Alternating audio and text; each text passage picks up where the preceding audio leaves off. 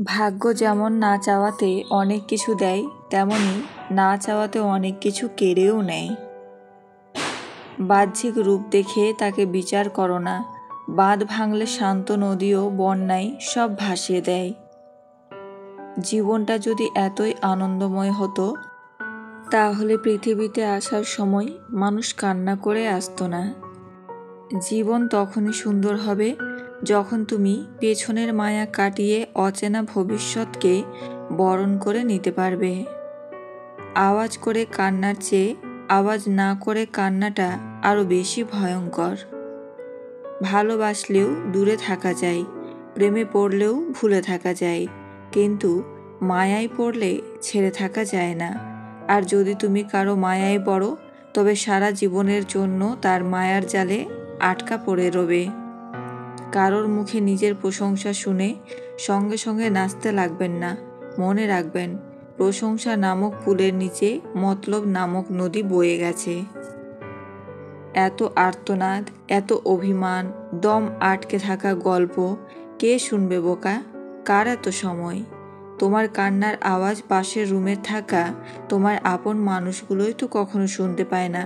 কি করে আশা করো দূর দূরান্তে থাকা মানুষগুলো সেগুলো শুনতে পাবে? মনের অনুভূতি, ভালোবাসা, মায়া এগুলো যত কম প্রকাশ করবেন, আঘাত করার সুযোগ মানুষ ততই কম পাবে। জীবনে তারা বেশি কাঁদে যারা 10 জনকে নয়, একজনকে মন থেকে ভালোবাসে। আসলে এটাই বাস্তবতা। সুখ এবং শান্তি সর্বদাই আপেক্ষিক। কারো সব থেকেও সুখ জিনিসটাই নাই, আবার কারো বাকি সব না থাকলেও সুখটা আছে। হঠাৎ করে যে মানুষটা বদলে যাওয়ার পর পরিস্থিতিকে দায়ী করে, সে কখনো তোমায় ভালোবাসেনি। মেয়েদের চোখে 2 রকমের অশ্রু থাকে, একটা দুঃখের, অপরটা ছলনার।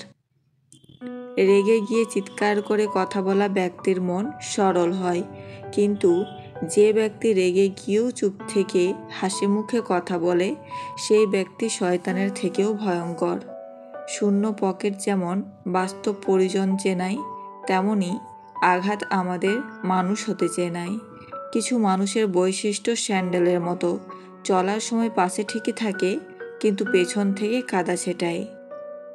কখনো কখনো অতিরিক্ত রাগ আর অভিমানগুলো চেপে রাখতে রাখতে একটা জীবিত মানুষও একটা সময় জীবন্ত লাশ হয়ে যায়।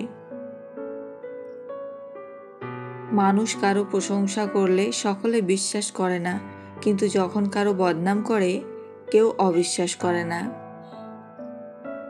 সবার আগে যে ক্ষমা চাইতে পারে সে সব থেকে বেশি সাহসী। সবার আগে যে ক্ষমা করতে পারে সে সব থেকে বেশি শক্তিশালী। আর সবার আগে ভুলে যেতে পারে সে সব থেকে বেশি সুখী। সুখে থাকলে ভালোবাসার মানুষের অভাব হয় না, আর দুঃখে থাকলে নিজের ছায়াটাকেও পাশে পাওয়া যায় না।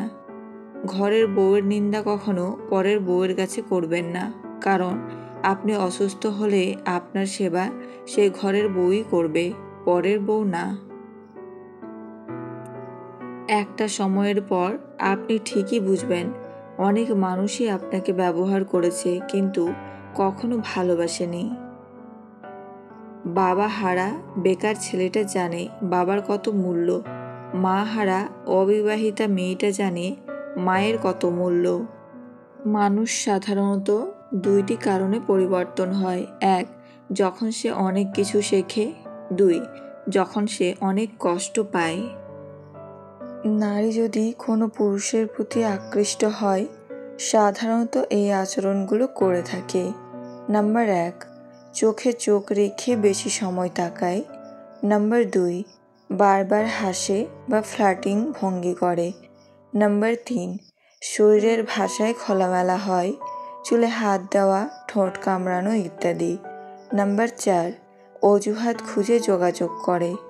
নাম্বার 5, কণ্ঠস্বর নরম ও মিষ্টি হয়ে যায়।